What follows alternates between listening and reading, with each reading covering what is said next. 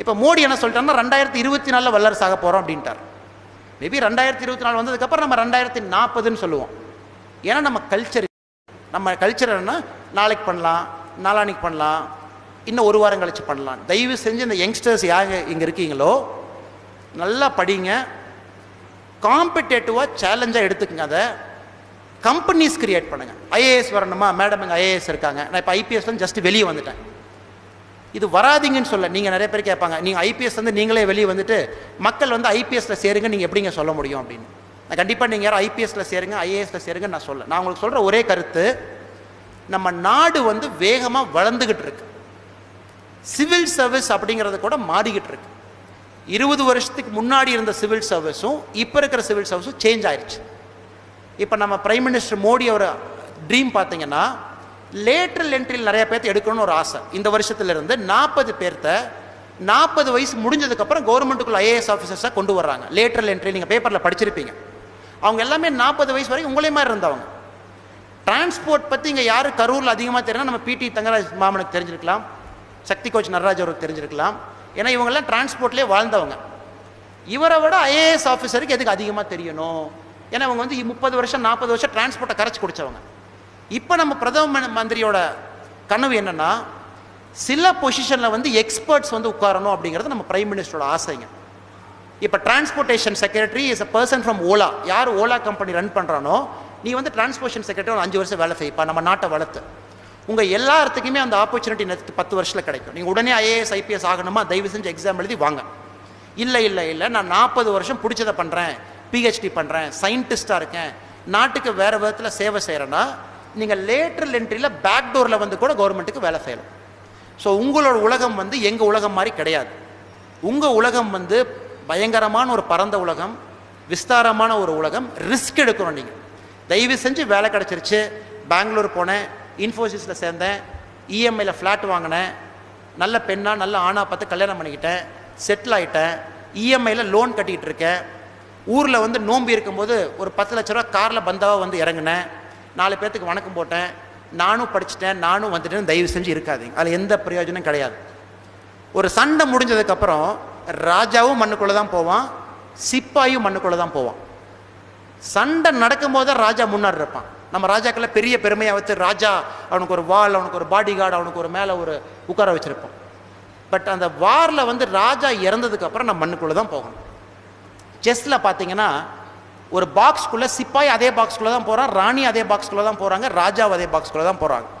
உங்கள் எல்லாத்துக்கிட்டையுமே ஹியூமிலிட்டி இருக்கட்டும், தன்னடக்கம் இருக்கட்டும். அது கரூர் மண்ணில், இந்த அமராவதி ஆற்றுல, காவேரி பாசனத்தில், நாமெல்லாம் சாப்பிட்ற சாப்பாட்டில் அது உள்ளே நம்ம கூட வந்துருச்சுங்க. அது ஹியூமிலிட்டி, தன்னடக்கம். லைஃப்பில் என்னோட மிக மிக ஒரு சிறந்த ஒரு நண்பர், உயிர் நண்பர் வந்து ஒரு வாரத்துக்கு முன்னாடி இறந்துட்டார். காஃபி டே சித்தார்த்துன்னு சொல்லிட்டு நீங்கள் எல்லாம் பேப்பரில் படிச்சிருப்பீங்க. அது ரொம்ப பரவலாக பேசப்பட்ட ஒரு நியூஸ். காஃபி டேவோட அதிபர், 14,000 கோடி சொத்து இருக்கும் ஒரு மனுஷன், 8,000 கோடி ரூபா கடன் இருக்குது, அவர் இறந்து போயிட்டார், சூசைட் பண்ணிக்கிட்டார் அப்படின்னு. எனக்கு அவர் ரொம்ப பர்சனலாக பழக்கம். இறந்து போகிற கொஞ்ச நாள் முன்னாடி கூட நாங்கள் ஒரு 3.5 மணி நேரம் உட்காந்து வேறு ஏதோ ஒரு பிஸ்னஸ் ஆப்பர்ச்சுனிட்டி பற்றி பேசிகிட்டு இருந்தோம். அந்த மனுஷன் இறந்த அன்னைக்கு பார்த்தீங்கன்னா ஒரு தோட்டத்தில் வந்து அடக்கம் பண்ணுறாங்க. 1 லட்சம் பேர் வந்திருந்தாங்க. அவரோட லாஸ்ட் இதுக்கு 1 லட்சம் பேர் வந்தாங்க. 1 லட்சம் பேர்த்தில் 99,050 பேர் பார்த்தீங்கன்னா அவர் எஸ்டேட் தோட்டத்தில் வேலை செய்கிற கூலி தொழிலாளர்கள். ஒரு 50 பேர் தான் நம்மளை மாதிரி படித்த மேதைகள், நாமளே சொல்லிக்கிறோம் இல்லைங்களா, அந்த மாதிரி ஆளுங்க. எங்களை மாதிரி ஒரு 50 பேர் நாங்கள் இருந்தோம். 99,000 பேர் எஸ்டேட்டில் வேலை செய்கிற. ஏன்னா அவரோட 35,000 ஏக்கர் எஸ்டேட் இருக்கேன், 35,000 ஏக்கர் எஸ்டேட் வச்சுருக்காரு. அவர் பிறக்கும்போது ரொம்ப நார்மலான ஒரு ஃபேமிலியில் பிறந்தவர். எல்லாரும் வந்து என்ன சொன்னார்னா, ஒரு மகான் இறந்துட்டாருங்க, ஒரு புனிதமான மனுஷன் இறந்துட்டாருங்க, காந்தி இறந்துட்டாருங்க, தங்கமானவர் இறந்துட்டாரு பாருங்க. யாருமே வந்து 14,000 கோடி இறந்துட்டாரு பாருங்க, காஃபி டே ஓனர் இறந்துட்டாரு பாருன்னு சொல்ல. ஏன்னா அந்த மாதிரி ஒரு வாழ்க்கையை வாழ்ந்தவர். 60 வருஷம் பார்த்தீங்கன்னா அந்த மாதிரி அவர் வந்து ஒரு மக்களுக்கு கொடுத்து ஒரு பெரிய ஒரு வள்ளலா நிறைய பேர்த்த படிக்க வச்சு, சிக்மங்களூரில் he runs a free hospital. Chikmagalur ஒரு ஹாஸ்பிட்டல் ரன் பண்ணுறாரு. அந்த ஹாஸ்பிட்டலில் கேஷ் கவுண்டரே கிடையாதுங்க. அந்த ஹாஸ்பிட்டலில் பில்லிங் கவுண்டரே இல்லை. வருஷத்துக்கு 6 கோடி ரூபா செலவு பண்ணுறாரு. எந்த மக்கள் யார் வேணாலும் சிக்மங்களூர் மக்கள் அந்த ஹாஸ்பிட்டல் போய் என்ன ட்ரீட்மெண்ட் வேணுமோ எடுத்துகிட்டு வரலாம். கேஷ் கவுண்டர் கிடையாது.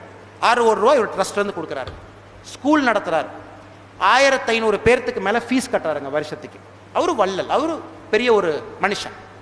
இறக்கும்போது நம்ம யாருமே பணத்தை பற்றி பேசலாம், நம்ம எல்லாருமே பேசுனது அந்த மனுஷனோட குவாலிட்டி பற்றி தான் பேசுகிறோம். இது தன்னடக்கத்தில் வர்றது. நீங்கள் எல்லாரும் கூட இப்போ இருக்கிற யங்கர் ஜென்ரேஷன் நம்ம எல்லாரும் கொஞ்சம் தன்னடக்கம் கொஞ்சம் ரொம்ப குறைவாக இருக்குது. இது நான் பார்த்தது, போலீஸாக இருந்து பார்த்தது, நிறைய விஷயங்கள் பார்க்குறோம். கொஞ்சம் பணம் சம்பாரிச்சோடனே அந்த பெருமை அப்படிங்கிறது நமக்கு வந்துடுது. தயவு செஞ்சு நீங்கள் யாரும் அதுக்குள்ளே போகக்கூடாது. தன்னடக்கம் இருக்க இருக்க உங்களுக்கு தம்மான்னு சொல்லுவோம். புத்தா அவர் வந்து தம்மான்னு சொல்கிறார், யூனிவர்சல் ஆஃப் நேச்சர். நேச்சரே உங்களுக்கு ஹெல்ப் பண்ணும் இன்னும் மேலே போகிறதுக்கு. மேலே போனதுக்கப்புறம் தன்னடக்கம் இருக்கா, உங்களுக்கு நேச்சரே ஹெல்ப் பண்ணி இன்னும் மேலே புஷ் பண்ணும். இன்னும் தன்னடக்கம் இருக்கா, மேலே மேலே போவீங்க. ஸோ இதையும் தயவு செஞ்சு கற்றுக்குங்க, ரிஸ்க் எடுங்க. 2030 நம்ம எல்லாம் இந்த மேடையில் கண்டிப்பாக இருப்போம். அன்றைக்கி வந்து பார்த்திங்கன்னா நம்ம கர்மயோகி காமராஜர் கல்வி அறக்கட்டளையோட 22வது வருஷத்தோட ஃபங்க்ஷன் நடக்கும் 2030. இப்போ இருந்து 11 வருஷம் கழிச்சு. அன்னைக்கு நீங்கள் இந்தியாவை யோசிச்சு பார்த்தீங்கன்னா இப்போ இது $2.7 trillion எக்கானமிங்க. இது வந்து ஒரு கேஷாக சொல்லணும் அப்படின்னா 40 லட்சம் கோடி நம்மளோட பொருளாதார வளர்ச்சி இப்போ இந்தியாவில். 2030 நாம எல்லாம் ஸ்டேஜில் வந்து மேடம் அப்போ ஐஏஎஸ் ஆஃபீஸராக இருப்பாங்க, கலெக்டராக இருப்பாங்க. நம்மெல்லாம் வந்து இதே மேடையில் உட்காந்து நம்ம பேசும்போது இந்தியாவோட பொருளாதாரம் வந்து இது கம்பேர் பண்ணும்போது 4 மடங்கு இருக்குங்க, 4 டைம்ஸ் இருக்க போகுது. நீங்கள் வேணும்னு சொல்லுங்கள், வேண்டான்னு சொல்லுங்கள், அது நடந்தே தீரும். அதில் வந்து நீங்கள் வேல்யூ கிரியேட் பண்ண முடியுமா அப்படிங்கிறது தான் உங்கள் சிந்தனையாக இருக்கும். 40 லட்சம் கோடி இப்போ இருக்குது. 11 வருஷத்தில் நீங்கள் எல்லாமே பெரிய ஆட்கள் ஆயிடுவீங்க. திரும்ப இதே கொங்கு மண்டபத்துக்கு நீங்கள் வருவீங்க. நம்ம இந்தியன் பொருளாதாரம் 3 டைம்ஸ் ஆக போகுது. 3 டைம்ஸ் எல்லாம் பெருசாக போகுது. ரோடு பெருசாக போகுது, டிரைவர்லெஸ் கார் வரப்போகுது, காருக்கு டிரைவர் இருக்க மாட்டாங்க. இப்போ ஆல்ரெடி ஏர்டெல் பார்த்தீங்கன்னா அந்த டெலிஃபோன் டவரில் ரிமூவ் பண்ணி ப்ராஜெக்ட் லூன் பண்ணிட்டு இருக்காங்க. பலூனில் வந்து சிக்னல் அனுப்பிச்சிட்டு இருக்காங்க. தேர் ரிமூவிங் ஆல் டெலிஃபோன் டவர்ஸ். பலூனில் வந்து பாசிங் சிக்னல் பண்ணிட்டு இருக்கான். நம்ம பாடிக்குள்ளே சின்ன சின்ன கேப்சூல்ஸ் அனுப்புகிறோம், ரோபோட் மாதிரி உள்ளே போய் அதே வந்து மருந்து கொடுக்குது. கேன்சரா அந்த இடத்துக்கு மட்டும் ரோபோ போய் மருந்து போடுது. உலகம் வேகமாக மாறிக்கிட்டு இருக்கு. தயவு செஞ்சு நாம் வந்து பழம்பெருமைகளை பேசிக்கிட்டு எங்கள் அப்பா அப்படி, எங்கள் ஊர் அப்படி, எங்கள் தாத்தா அப்படி, எங்கள் ஊர் அப்படின்னு நம்ம இருக்கக்கூடாது. புது இந்தியாவில் வந்து நீங்களும் சேர்ந்துக்கணும் அப்படின்னா சில விஷயத்தை விடணும். அதனால தான் நானும் போலீஸ் சர்வீஸை விட்டேங்க. எனக்கு அது புது இந்தியா மேலே பெரிய ஒரு நம்பிக்கை இருக்குது. என் டார்கெட்டே வந்து நெக்ஸ்ட் 15 வருஷம். இப்போ நம்ம ஒரு ஸ்டேட்டில் ஒரு மாவட்டத்தில் வேலை செய்கிறோம், நமக்கு இந்தியா லெவலில் ஒரு ஆப்பர்ச்சுனிட்டி கிடைக்குமா? 3-4 மாவட்டத்துக்கு சேர்த்து ஒரு ஆப்பர்ச்சுனிட்டி கிடைக்கும். ஆனால் பெருமைன்னு சொல்ல அதை கர்வம்னு நான் கண்டிப்பாக சொல்ல மாட்டேன். என்னை பொறுத்த வரைக்கும் நமக்கு டேலண்ட் இருக்குது, ஸ்கில் இருக்குது. ஏன் நம்ம ரிஸ்க் எடுத்து இன்னும் கொஞ்சம் பெருசாக நம்ம சிந்திக்கக்கூடாதுன்னு நீங்கள் எல்லாரும் கண்டிப்பாக அதே மாதிரி சிந்திங்க. ஐபிஎஸ் விட்டுட்டேன்னு பயப்படாதீங்க. நான் இன்னுமே கிடையாது, எந்த வேலையும் கிடையாது. ஐபிஎஸ்சில் ஒரு போன வாரம் நான் இருக்கிற வரைக்கும் பார்த்தீங்கன்னா ஆஃபீஸில் ஒரு 1000 பேர் இருப்பாங்க. என்னை சுற்றி வேலை செய்கிறக்கு 18 பேர் இருப்பாங்க. எனக்கு 4 டிரைவர் இருந்தாங்க, 5 கன்மேன் இருந்தாங்க, எல்லாமே இருந்தாங்க. பட் விடுறக்கு எனக்கு தைரியம் இருந்துச்சு. ஏன்னா நெக்ஸ்ட் போகிற இந்தியாவில் நான் சூட் ஆக மாட்டேன். பழம்பெருமைகள் பேசிக்கிட்டு இந்தியா அந்த ஸ்பீடில் போகுது, நான் கடைக்கோடியாக இருக்குன்னு சொல்லிட்டு நீங்களும் தயவு செஞ்சு யோசிச்சு கெரியரை செலக்ட் பண்ணுங்கள். ஐஏஎஸ் ஐபிஎஸ் ஆகுங்க, ஃபென்டாஸ்டிக், நல்லா சேவ் பண்ணுங்க. லேட்டாக வந்து ஐஏஎஸ் ஐபிஎஸ் ஆகுங்க, கிரேட். பிஸ்னஸ்மேன் ஆகி வேல்யூ கிரியேட் பண்ணுங்க, சூப்பர். டாக்டர் ஆகி இன்வென்ஷன் பண்ணுங்க, ஃபென்டாஸ்டிக். பட் என்ன இருந்தால் கூட அவர் சொன்ன மாதிரி உங்களால் ஒரு வேல்யூ கிரியேட் ஆகணும். VALUE value. வேல்யூனா பயன். 4 பேருக்கு உங்களால் பயனடையும். ஸோ நீங்கள்லாம் பண்ணுறீங்க நான் நம்புகிறேன். ரொம்ப பேசிட்டேன், ஆல்மோஸ்ட் ஒரு 30 minutes 40 minutes ஆஃப் ஸ்போக்கன். உங்களோட பொறுமையை நான் ரொம்ப சோதிக்க விரும்பலை. இதுக்கு கொஞ்சம் ஸ்பெஷல் வேறு. ஏன்னா இது வரைக்கும் நான் பல மேடையில் பேசியிருக்கேன், பல விஷயத்தில் பேசியிருக்கிறேங்க. ஒரு டைம் நம்ம எல்லா பிரைம் மினிஸ்டர் முன்னாடி கூட கர்நாடகாவில் நான் பல டைம் போய் ப்ராஜெக்ட் ப்ரெசென்ட் பண்ணியிருக்கேன். மன்மோகன் சிங் அவர் முன்னாடி, நரேந்திர மோடி அவர் முன்னாடி, 3-4 சீஃப் மினிஸ்டர் முன்னாடி பர்சனலாக பேசியிருக்கேன். பட் இன்னைக்கு கொஞ்சம் தயக்கம், கொஞ்சம் பயம், கொஞ்சம் பதட்டம். ஏன்னா ஃபஸ்ட்டு டைம் என்னோட அப்பா அம்மா முன்னாடி நான் பேசுகிறேன். மேனேஜ் பண்ணி 35 நிமிஷம் 40 நிமிஷம் நான் இன்றைக்கி பேசிட்டேன். ஸோ உங்கள் எல்லாத்துக்கும் கூட என்னை கூப்பிட்டுருந்தீங்க, அன்பா பண்பா பாசமாக கூப்பிட்டுருந்தீங்க. உங்கள் எல்லாத்துக்கும் என்னோட பெரிய ஒரு நன்றிகள். பேசலாமா? உங்களுக்கு லேட் ஆகிடுச்சு இல்லைன்னு பார்த்தேன். அப்படிங்களா? ஓகே. அவங்க என்ன சொல்கிறாங்க, வற்புறுத்துறாங்க, நீங்கள் பேசிட்டுலாம் வரக்கூடாது, இன்னும் 20 நிமிஷம் கண்டிப்பாக பேசணும்னு சொல்லிட்டு. லாஸ்ட்டாக ஒரு பாயிண்ட்டுங்க எழுதி வச்சுருந்தேன், அதை நான் டைம் இல்லைன்னு சொல்லிட்டு விட்டுட்டேன். இதில் வந்து வேல்யூ பேஸ்டு லைஃப்னு ஒரு விஷயத்தை மட்டும் நான் பேசணும்னு எனக்கு ஒரு ஆசைங்க. நம்ம லைஃப்பில் வந்து அண்ணா ஈஸ்வரமூர்த்தி அவர் ரொம்ப அருமையாக பேசினார். ஒரு பையன் வளர்ந்ததுக்கப்புறம் எப்படி அவங்க அம்மாவை மறக்கிறான், அவங்க அம்மா வந்து எப்படி வந்து ஒரு கூலியாக ஒரு வேலைக்கு போகிறாங்க, அந்த வீட்டு பெண்ணை கல்யாணம் பண்ணிக்கிறான், அப்புறம் பார்த்தீங்கன்னா அவங்க அம்மாவை வெறுக்கிறான், லாஸ்ட் மினிட்ல உண்மையாக தெரிஞ்சுக்குவான். இது இந்த காலத்தில் இல்லைங்க, புத்தர் காலத்துலேருந்து இருக்குது. 2500 வருஷமாக நமக்கு உண்மை அப்படிங்கிறது நம்ம லைஃப்பில் லாஸ்ட்டு தான் தெரியும். உடனே தெரிஞ்சால் நம்ம எல்லாம் புத்த ஆயிரும் இல்லைங்களா? எல்லாத்துக்குமே உண்மைன்னு தெரிஞ்சதுன்னா விழிப்புணர்ச்சி வந்துடும். விழிப்புணர்ச்சின்னு வந்து வந்துட்டா நம்ம யோகி ஆயிடுவோம், யோகியானா ஞானி ஆயிடுவோம். ஸோ உண்மை அப்படிங்கிறது நமக்கு ரொம்ப லாஸ்ட்டாக தான் தெரியும். நம்ம இந்த வளர பருவத்தில் என்ன தப்பு பண்ணுறோம் அப்படின்னாங்க, நம்ம வளர்ச்சிக்கு வந்து பல பேர் காரணமாக இருந்தவங்கள மறந்துடுறோம். ஏணி மேலே போனதுக்கப்புறம் ஏணியை உதச்சிட்டேன் அப்படின்னு. நீங்கள் வந்து ஞாபகம் வச்சு, அவங்க யாரோ ஒருத்தவங்க டாக்டர் ஆகிட்டு வந்து 40,000 ரூபா செக் கொடுத்துருக்காங்க. இது ஒரு சின்ன ஒரு எக்ஸாம்பிள் சொல்கிறாங்க. இது எங்கேயுமே நான் பெருமைக்கு பேச மாட்டேன், பட் இது கொஞ்சம் எமோஷனலான டைமாக ஒரு விஷயத்தை சொல்கிறேன். நான் உடுப்பி எஸ்பியாக இருக்கும் போதுங்க, ஒரு 16 வயசு ஒரு பொண்ணை வந்து ரேப் பண்ணி கொலை பண்ணுறாங்க. Raped and killed. நான் வீட்டில் உட்காந்து 11 மணிக்கு சாப்பிட்டுட்டு இருக்கேங்க. நம்ம இன்ஸ்பெக்டர் ஃபோன் பண்ணுறாரு, சார் ஒரு லேடி மிஸ்ஸிங் சார், 6 மணிலேருந்து ஒரு பெண் வந்து வீட்டுக்கு போகலை, அது டியூஷன் முடிச்சுட்டு போயிருக்கணும், நைட்டு 9 மணி ஆச்சு சார், நாங்கள் தொலாகிட்டு இருக்கோம் அப்படின்னாரு. நானும் சொன்னேன், எல்லாம் தொலாவுங்க, நிறையா ஃபோர்ஸ் கொண்டு வாங்க, நம்ம டாக்ஸ் கூட எடுத்துகிட்டு போங்க, அந்த ஃபாரஸ்ட் ஏரியா ஃபுல்லாக ஸ்னிஃப் பண்ணி பாருங்கள், எங்கேயாச்சும் கிடைக்கும். 11 மணிக்கு இன்ஸ்பெக்டர் ஃபோன் பண்ணுறாரு, சார் அந்த பெண்ணோட சடலம் கிடச்சிருச்சு சார், நீங்கள் கொஞ்சம் ஸ்பாட்டுக்கு வர முடியுமா, மக்கள் ஒரு 10,000 பேர் சேர்ந்துட்டாங்க, பஸ்ஸெல்லாம் உடைக்கிறாங்க, ஆல்ரெடி 3-4 கடைக்கு தீ வச்சுட்டாங்க, ரொம்ப மக்கள் எமோஷ்னலாக இருக்காங்க சார், வேகமாக வாங்க. அது கோஸ்டல் பகுதிங்க, கொஞ்சம் எமோஷ்னல் பீப்புள், எல்லாம் ஃபிஷர்மேன், எல்லாம் வந்து பார்த்தீங்கன்னா மீன் பிடிக்கிறவங்க, டக்குன்னு அப்படியே பற்றிக்குவாங்க, ஒரு செகண்டில் வந்து எல்லாம் ரோட்டுக்கு வந்துடுவாங்க. 11 மணிக்கு என் வீட்டிலேருந்து கிளம்பி போகிறேன். நான் ஸ்பாட்டுக்கு போகும்போது ஒரு 12:45 1 மணி நைட்டுங்க. எல்லாம் வந்து என் காரை வந்து சுற்றி வளைச்சிட்டாங்க. கவர்மெண்ட் மேலே இருக்கிற கோவத்தை என் மேலே காட்டுறாங்க, என் கார் மேலே கல் எடுத்து அடிக்கிறாங்க, கவர்மெண்ட் காரை டேமேஜ் பண்ணுறாங்க. உன்னை ஒரு 30-40 போலீஸ்காரங்க என்னை சுற்றி, என்னை ஒரு அரண் மாதிரி சுற்றி வெளியே கொண்டு வர்றாங்க, கல் வந்து வீசுகிறாங்க. மக்களுக்கு கோவம் தான் என்ன பண்ணுவாங்க, ஒரு இந்தியாவில் வந்து பார்த்தீங்கன்னா கல் எடுத்து வீசுவாங்க. ஜென்ரல் அவங்க கோவத்தை காட்டுறாங்க, ஏதோ நம்ம பொருள் மேலே கல் வீசுவாங்க, மேக்ஸிமம் கவர்மெண்ட் மேலே வீசுவாங்க. எங்கள் ஆளுகள்லாம் அந்த இது வச்சு, அந்த பேம்பு பேரிகேட்ஸ் வச்சு கவர் பண்ணி என்னை கூட்டிகிட்டு போகிறாங்க. நான் போய் கேட்குறேன், இந்த குரூப்போட தலைவர் யார், வாங்க பேசணும் அப்படின்னு. அது வந்து கார்வின்னு ஒரு கம்யூனிட்டி, ஒரு ஃபிஷர்மேன் கம்யூனிட்டி, நீங்கள் வாங்க பேசலாம் அப்படின்னு. மழை பெய்யுதுங்க, ஜோராக மழை பெய்யுது. ஒரு 3 தலைவன் வர்றான். ஃபஸ்ட்டு வந்த தலைவன் வந்து என்னை வந்து தகாத கெட்ட வார்த்தையில் என்னை திட்டுறாருங்க. ஒரு எஸ்பியா, ஒரு மாவட்ட ஆட்சியராக வந்து திட்டுறாரு, கேவலமாக திட்டுறாரு. நீ எல்லாம் என்ன, நீ ஒரு ஆஃபீஸரு, நீ எல்லாம் என்ன ஒரு போலீஸு, நீ எல்லாம் என்ன ஒரு கவர்மெண்ட்டு, எங்கள் ஊர் பொண்ணை இந்த மாதிரி ஒருத்தர் கொண்டுட்டு போயிருக்கான், நீ எல்லாம் ஒரு போலீஸ் ஆஃபீஸரா அப்படின்னு. இதில் வந்து நீங்கள் லைஃப்பில் கற்றுக்கிட்ட பெரிய பாடம் வந்து பொறுமை. நானும் திரும்ப கற்றுனா நல்லா இருக்காதுங்க, ஏன்னா ஆல்ரெடி அவங்க வந்து பயங்கரமான ஒரு கஷ்டத்தில் இருக்காங்க. எல்லாம் பொறுமையாக கேட்டே இருந்தேன், நீங்கள் பேசுங்க. 20 நிமிஷம் அவங்க பேசிக்கிட்டே இருக்கிறாங்க, திட்டுறாங்க, எல்லாம் பண்ணுறாங்க. பண்ணதுக்கப்புறம் நான் அவங்கள்ட்ட கேட்ட ஒரே கேள்வி, நீங்கள் என்ன பேசினாலும் நம்ம காலையில் பேசலாங்க, எனக்கு அந்த பொண்ணோட பாடி ஃபஸ்ட்டு வேணும்.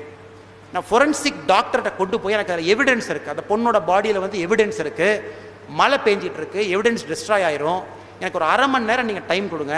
இந்த பெண்ணை வந்து நான் மணிப்பால் ஹாஸ்பிட்டலுக்கு அனுப்பணும், நான் உடுப்பி ஒரு 2 மணி நேரம் போகணுது, நான் போய் ஃபொரன்சிக் பண்ணிடுறேங்க, ஒரு போஸ்ட்மார்ட்டம் பண்ணிடுறேன், அதுக்கப்புறம் நம்ம பேசலாம், தயவு செஞ்சு என்னை பிளாக் பண்ணாதீங்கன்னு காலையிலே விழ போகிறேன். எனக்கு தயவு செஞ்சு அந்த பெண் சடலத்தை கையில் கொடுங்கன்னு. கிட்டத்தட்ட நாங்கள் ஒரு 600-700 போலீஸ்காரங்க இருக்கோம். ஃபோர்ஸை யூஸ் பண்ணாமல் கெஞ்சி கதறி அவங்க காலில் விழுக போய் மக்கள் எங்களுக்கு வழி விடுறாங்க. அந்த சடலத்தை எடுத்துகிட்டு போய் நாங்கள் வந்து போஸ்ட்மார்ட்டம் பண்ணும்போது we got to know that girl is raped and killed. 16 வயசு பொண்ணை வந்து யாரோ ஒருத்தன் ரேப் பண்ணி கொண்டிருக்கான் அப்படி. பெரிய உடுப்பி பற்றிக்கிட்டு எரியுதுங்க, ரோடெல்லாம் பிளாக் பண்ணுறாங்க, தீ வச்சு எரிக்கிறாங்க, எல்லா ஸ்கூல் காலேஜ் லீவு, கர்நாடகா அசம்பிளியில் பெரிய ஒரு இஷ்யூ. அப்போ சிஎம் ஃபோன் பண்ணுறாரு அன்றைக்கி, என்ன நம்மளை பிடிச்சிருவீங்களா அப்படின்னு, இல்லை ஸ்பெஷல் டீம் வேணுமா பிடிச்சிருவீங்களான்னு. நான் சொன்னேன், சார் ஒரு 2 நாள் டைம் கொடுங்க, நம்ம ஆளுக்கு வேலை செஞ்சுட்ருக்காங்க, கண்டிப்பாக பிடிச்சிருவோம் சார், அது வரைக்கும் நீங்கள் எதுவும் ஸ்டேட்மெண்ட் கொடுக்க போகாதீங்க, 2 நாள் டைம் கொடுங்க அப்படின்னு. 2வது நாள் நைட்டு நாங்கள் குற்றவாளியை பிடிச்சிடறோம், 3 பேருக்கு அரெஸ்ட் பண்ணுறோம், குற்றவாளியை பிடிச்சி ஜெயிலுக்கு அனுப்பிச்சிட்றேன். அந்த பொண்ணு வந்து அன்னைக்கு எரிச்சிட்றாங்க. நம்ம ஊரில் 16ன்னு என்ன சொல்லுவீங்களோ அங்கே வந்து 3வது நாள் பண்ணுவாங்க. நான் அந்த பொண்ணோட வீட்டுக்கு போகிறேன், அம்மா உட்காந்துருக்காங்க. நான் நேராக போய் அவங்க அம்மா காலில் விழுகிறேன், அம்மா என்னை மன்னிச்சுக்குங்க, நான் தான் இந்த ஊரோட எஸ்பி, உங்கள் பொண்ணை யார் இப்படி பண்ணானோ நாங்கள் அரெஸ்ட் பண்ணி ஜெயிலுக்கு அனுப்பிச்சிட்டோம், எங்களோட கடமையை நான் செஞ்சுட்டேன் அப்படின்னாங்க. அந்த அம்மா என்கிட்ட கேட்ட கேள்வி, நீங்கள் உங்கள் கடமையை செய்யலை சார் அப்படின்னாரு.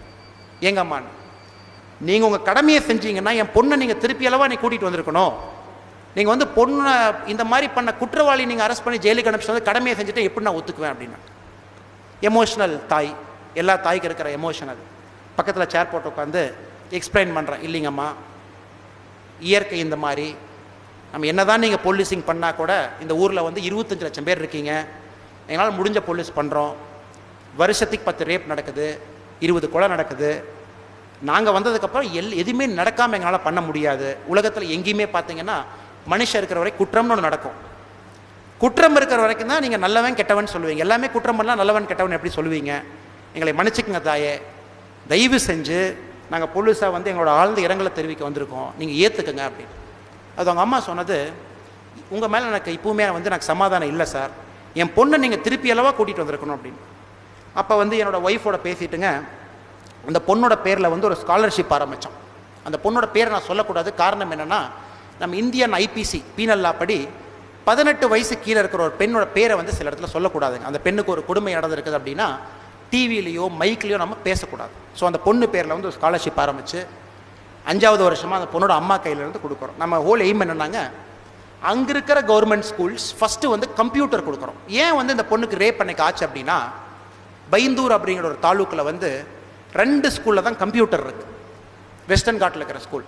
இந்த பொண்ணு வந்து காலையில் 5.5 கிலோமீட்டர் ஸ்கூலுக்கு வரணும், படித்து முடிச்சுட்டு 5.5 கிலோமீட்டர் வீட்டுக்கு போகணும், நடந்து போகணும், ஒரு மலை பாதையில் நடந்து போகணும்.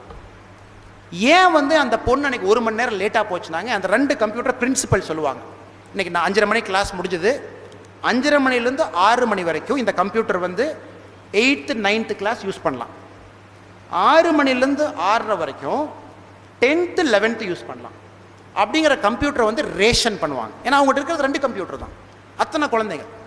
ஸோ இந்த பொண்ணு அந்த அன்னைக்கு இந்த பொண்ணோட டைம் வந்து 6 to 6:30 ஸ்லாட். இந்த பொண்ணு கூட நடந்து வர்ற பொண்ணு 5:30 to 6 ஸ்லாட்டில் கம்ப்யூட்டர் முடிச்சுட்டு ஃபஸ்ட்டு கிளம்பி போயிட்டாங்க. இந்த பொண்ணு குரூப்பாக போகிற பொண்ணு அன்னைக்குன்னு பார்த்து லேட்டாக போயிருக்கு. இது காரணம் என்ன? அந்த பொண்ணு ரேப் பண்ணி கொலை பண்ணதுக்கு யார் காரணம்? கவர்மெண்ட்டா? அந்த ஸ்கூலில் வந்து சரியாக ஒரு கம்ப்யூட்டர் கூட கொடுக்க முடியல, கவர்மெண்ட் காரணமாக?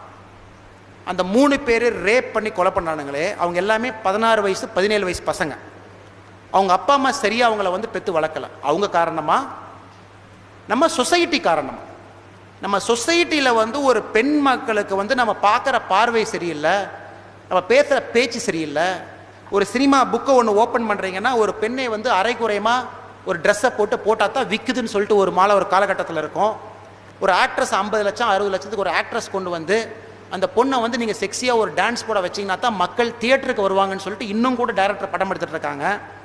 இந்த மாதிரி ஆட்கள் வந்து சொசைட்டியில் வந்து வக்கரமான ஒரு புத்தியை கிரியேட் பண்ணிருக்காங்க. இவனுங்க காரணமாக அப்படின்னு நீங்கள் ஒரு பட்டியல் போட்டிங்கன்னா ஒரு 15 பேர்த்த லிஸ்ட் எழுதலாம். 15 people responsible for that girls death. But நம்ம மாதிரி ஒரு கண்ட்ரியில் வந்து கவர்மெண்ட்டு காரணம் நம்ம சொல்ல முடியாது. இப்போ நீங்கள் மேடம் வந்து ஒரு நாளை கலெக்டர் ஆக போகிறாங்க, என்ன 6-7 years you'll become a conferred IAS and become a collector. Madam வந்து இருக்கிற ரிசோர்ஸில் தான் வேலை செய்ய முடியும். தமிழ்நாடு கவர்மெண்ட்டோட பட்ஜெட் வந்து 2 லட்சம் கோடி. 2 லட்சம் கோடியில் தான் அவங்க பட்ஜெட் போட முடியும். நிறைய பேர்த்துக்கு பண்ண முடியாது, எல்லா இடத்துலையும் ஸ்கூல் கட்ட முடியாது. ஸோ கவர்மெண்ட் பார்த்தீங்கன்னா இந்தியா மாதிரி ஒரு வளர்கிற ஒரு கண்ட்ரியில் எல்லாமே நீங்கள் கவர்மெண்ட் தலையில் போட முடியாது. அதுக்கு தான் இந்த மாதிரி ஆட்கள் உள்ளே வர்றாங்க. இப்போ ஆல் ஓவர் த வேர்ல்டுலிங்க கிவிங் பிளெஜ்னு ஒன்று நடந்துட்டு இருக்கு. All over the world giving pledge. பணக்காரங்க அவங்க போய் கிவிங் பிளெஜில் போய் சேரணும்.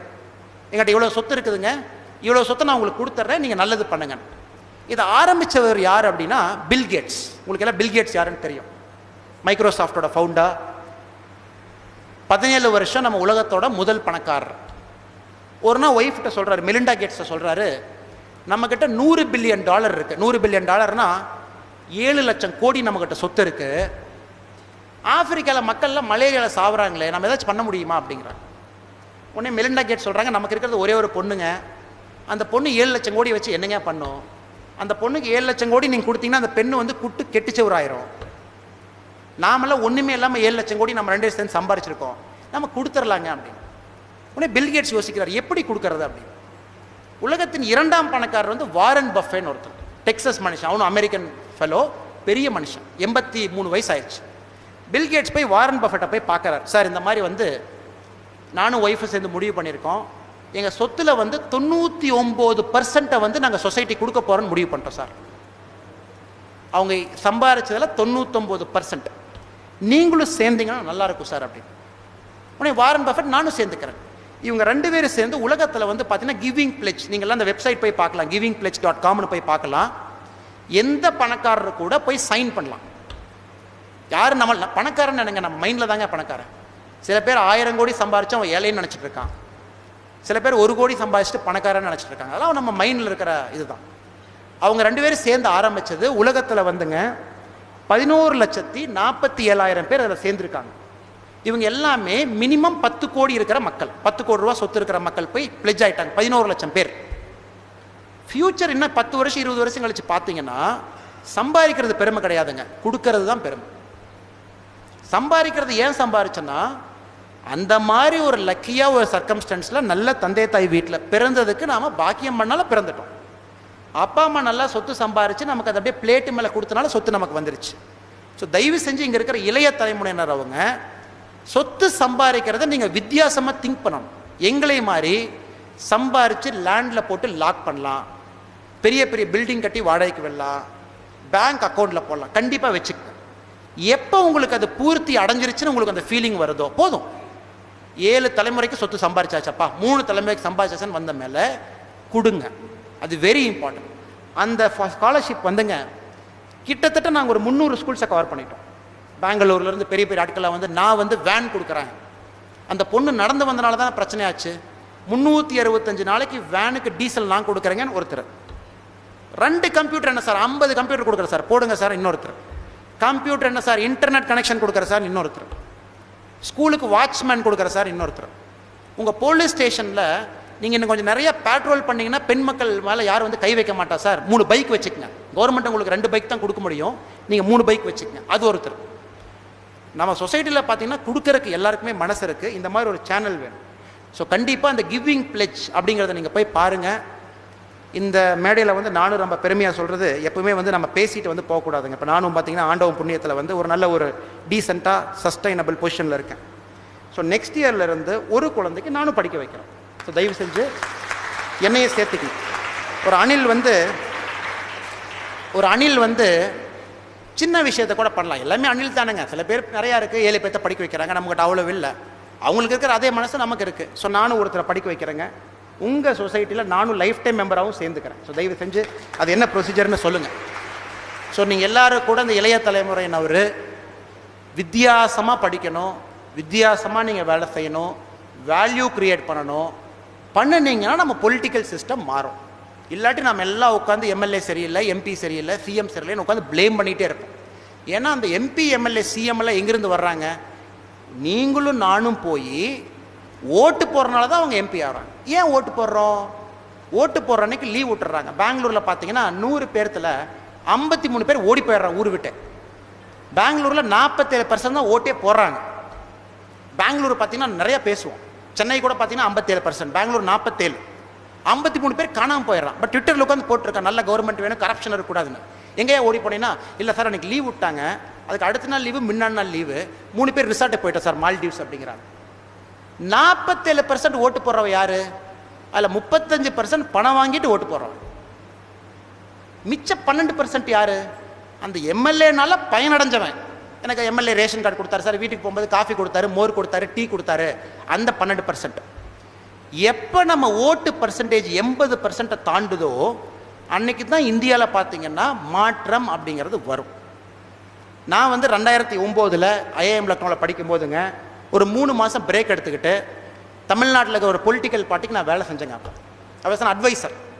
இந்த பொலிட்டிக்கல் பார்ட்டி பேரை நான் சொல்ல விரும்பலை, புதுசாக ஆரம்பித்த பார்ட்டி அது. என்னை அவர் கூப்பிட்டுருந்தார். 3 மாதம் அவர் கூட இருந்தேன்.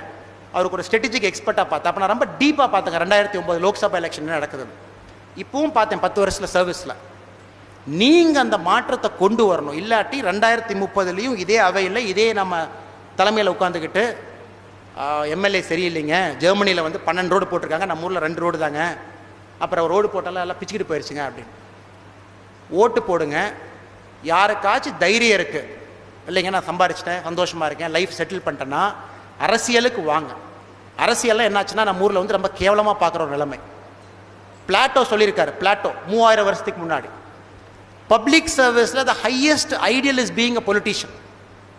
பட் இந்த மாதிரி சாக்கடை அரசியலை வந்து நீங்கள் மாற்றணும் அப்படின்னா நல்லா படிங்க, சேஞ்ச் கொண்டு வாங்க, ஓட்டு போடுங்க, நல்ல தலைவர்களை தேர்ந்தெடுக்குங்க. காமராஜர் வந்து நம்ம மியூசியமில் வச்சு பேசுகிற மாதிரி பேசிகிட்டு இருக்கோம். காமராஜர் வந்து இது மியூசியம்னா, காமராஜர்னு ஒருத்தர் இருந்தார், நான் போய் காமராஜர் அவரில் தொட்டு கும்பிட்டு வந்துட்டு இருக்கோம். ஏன்னா அந்த மாதிரி இன்னொருத்தர் வர முடியாது அப்படின்னு நமக்கு ஒரு ஸ்ட்ராங்கான ஒரு பிலீஃப். ஏன் வர முடியாதுங்க? எத்தனையோ பேர் இருக்காங்க. நல்லா படிங்க, சிந்தனை வந்து பெருசாக வச்சு படித்தோம், வேலை செஞ்சோம், ஆனோம், செட்டில் ஆனோம். Big thinking, very big thinking. 50,000 பேர்த்துக்கு வேலை கொடுத்தேன்னு ஒரு சிந்தனை. நான் வந்ததுக்கப்புறம் காலரா போயிடுச்சு, அது ஒரு சிந்தனை. நான் வந்ததுக்கப்புறம் நான் போகிற ரோடு வந்து எந்த மலைக்கு நிற்கும், அது ஒரு சிந்தனை. நான் வந்ததுக்கப்புறம் 10 பேர்த்த படிக்க வச்சேன். அதெல்லாம் உன்னதமான சிந்தனைகள். ஸோ சின்ன சிந்தனை வச்சுக்காதீங்க. டாக்டர் ஆகிறது அது பெரிய சிந்தனை இல்லை, அது ஒரு நீங்கள் போகிற பாதையில் ஒரு மைல்கல். இன்ஜினியர் ஆகிறது நீங்கள் போகிற பாதையில் ஒரு மைல்கல். பணக்காரனாகிறது நாம் போகிற பாதையில் ஒரு மைல்கல். பட் பாதை முடிகிற இடம் வந்து கொஞ்சம் பெருசாக இருக்கணும். ஸோ தயவுசெய்து நீங்களாம் யோசிங்க. இன்னொரு முறை உங்கள் எல்லாத்துக்கும் கூட ஸ்பெஷலி நம்ம குணசேகரன் சாரை பற்றி ஒரு வார்த்தை சொல்லணும் சார். அதாவது லாஸ்ட் ஒரு 2 நிமிஷங்க, பொறுமையாக நீங்கள் எவ்வளோ நேரம் கேட்டிருக்கீங்க நான் பேசினதை. இப்போ குணசேகரன் ஐயா பார்த்தீங்கன்னா என்கிட்ட ஒரு ஃபோன் பண்ணுறாரு, சார் இந்த மாதிரி ஒரு ஃபங்க்ஷன் இருக்குது, நான் சார்லாம் கூப்பிடாதீங்கன்னா நான் அண்ணான்னு கூப்பிடுங்க, தம்பின்னு கூப்பிடுங்க, இந்த ஊர் தான் நான், ஃபங்க்ஷன் நீங்கள் எப்போ வேணாலும் வைங்கன்னா ஓடி வர்றேங்க. அவர் சொன்ன டேட்டில் வந்து நான் கொஞ்சம் அவுட் ஆஃப் கண்ட்ரி இப்போ டிபெட்லாம் போயிருந்தேங்க, ஊரில் இல்லை, அண்ணா கொஞ்சம் அட்ஜஸ்ட் பண்ணி வைங்கன்னு. இன்றைக்கி சார் வந்து மேடமை கன்வின்ஸ் பண்ணி எங்கள் எல்லாத்தையும் கன்வின்ஸ் பண்ணி இந்த டேட்டுக்கு வச்சுட்டாரு. நீங்களும் இன்றைக்கி வந்திருக்கீங்க, அதுக்கு ஃபஸ்ட்டு நன்றிங்கண்ணா. செகண்டு, ஒரு ஃபங்க்ஷன் வந்து சிம்பிளாக நடத்தணும் பட் வந்து கம்பீரமாக நடத்தணும் அப்படின்னா இந்த விழா வந்து உதாரணம். ஒரு இன்விடேஷன் கூட அடிக்காமல் வாட்ஸ்அப்பில் சொல்லி எல்லாத்தையும் சேர்த்தி ஆடம்பரமே இல்லாமல் ஒரு பொக்கே கூட கொடுக்காம, ஒரு ஃபங்க்ஷனுக்கு போனீங்கன்னா பொக்கே கொடுப்பாங்க, ஒரு பொக்கே 450 ரூபாய்ங்க. இத்தனை பேர்த்துக்கு நீங்கள் பொக்கே கொடுத்தீங்கன்னா ஒரு சில்ட்ரனை படிக்க வச்சிடலாம். அது கூட கொடுக்காம திங்க் பண்ணி டீசெண்டாக ஒரு ஃபங்க்ஷன் பண்ணுறாருன்னா அங்கே ஏதோ கொடுக்குறமே இவங்களாம் கொடுக்கல. சின்னசாமி ஐயா அவங்க, ஈஸ்வரமூர்த்தி அவங்க, குணசேகரன் அவங்க, அங்கே இருக்கிற நம்ம ஐயா அவங்கெல்லாம் கூட கொடுக்குறமே நம்மகிட்ட பணம் வச்சு கொடுத்துட்டு போகலாம், நம்ம கொஞ்சம் தர்மம் பண்ணலாம், நம்ம சாகும்போது நமக்கு நல்லா புண்ணியமாக வாய்க்கு அரிசி பூத்துவாங்க, அதுக்கெல்லாம் அவங்க கொடுக்கலைங்க. எங்களோட பழக்க வழக்கங்கள் பார்த்தா உடம்புலேயே ஊறின மாதிரி எனக்கு தெரியுதுங்க. இதெல்லாம் உடம்புல ஊறிடுச்சு, இதெல்லாம் உடம்புல ஊறி போய் நிற்கிறாங்க அவங்கெல்லாம். உங்களெல்லாம் பார்த்தா ரொம்ப பூரிப்பாக இருக்குது, பெருமையாக இருக்குது, சந்தோஷமாக இருக்குது. உண்மையால் எங்களோட ரோல் மாடல்ஸ் நீங்கள் எல்லாரும் தான். நம்ம குணசேகரன் அவர், ஈஸ்வரமூர்த்தி ஐயா அவர், சின்னசாமி அவங்க இருக்கிற எல்லாம் ஒரு இளைய தலைமுறை. சின்ன ஒரு பெண், நான் ஸ்டேஜில் கேட்டேன், என்ன கண்ணு எவ்வளோ பால்ஸ்மா போட்டிருக்கேன் அப்படின்னு. சார் 4 லட்சம் பால்ஸ் போட்டிருக்கேன் சார் அப்படின்னாங்க. 4 லட்சம் தமிழ்நாட்டில் சீட் பால்ஸ், 4 lakh. பாருங்க, நீங்கள் சொன்ன மாதிரி 1500 பேர்த்துக்கு கண் தானத்துக்கு ரெஜிஸ்ட்ரேஷன் பண்ணியிருக்காங்க. நீங்கள் சொன்ன பெரிய ஒரு இதில் நான் சில விஷயங்கள் கேட்டதில் மிகப்பெரிய மேதை. நான் உங்களுக்கு ஒரே ஒரு வேண்டுகோள் என்ன அப்படி வேண்டிக்கிறேன் அப்படின்னா, ஆண்டவன் உங்களுக்கு இதே மாதிரி முயற்சி பண்ணுறக்கு தைரியம், உங்களுக்கு போகிறக்கு அப்பா அம்மா ஆதரவு, சொசைட்டியில் உங்களுக்கு கிடைக்கிற பெருமை இதெல்லாம் கிடைக்கட்டும். மதர் தெரசா மாதிரி அவங்க ரொமானியாவிலேருந்து இந்தியாவுக்கு வந்தாங்க. மதர் தெரசா இந்தியாவுக்கு வரும்போது 21 வயசு. அவங்க வரும்போது லெப்ரசி பேஷண்ட்டை யாரும் தொடமாட்டாங்க. அவர் சிஸ்டராக வரும்போது மதர் தெரசா ஃபஸ்ட்டு டே வந்து கேல்கட்டா ரயில்வே ஸ்டேஷனில் போய் லெப்ரசி பேஷண்ட்டை தூக்கிட்டு வர்றாங்க. நாம் என்ன நினச்சோம், சர்வீஸ்னால் தொடாமல் பண்ணுறது தான் சர்வீஸ் நம்ம நினச்சிட்டு இருந்தோம். மதர் தெரசா வந்ததுக்கப்புறம் தான் தெரிஞ்சதுங்க தொட்டு பண்ணுறது தான் சர்வீஸ் அப்படின்னு. ஸோ உங்களை மாதிரி பெண்மணிகள்லாம் மிகப்பெரிய உதாரணம் நமக்கு. ஸோ உங்களை மாதிரி நிறைய பேர் வரட்டும், வித்தியாசமாக திங்க் பண்ணட்டும், நம்ம நாடு உங்களை மாதிரி ஆட்களை வச்சு பயனடையட்டுங்க. எல்லாருக்கும் மிகப்பெரிய நன்றிங்க.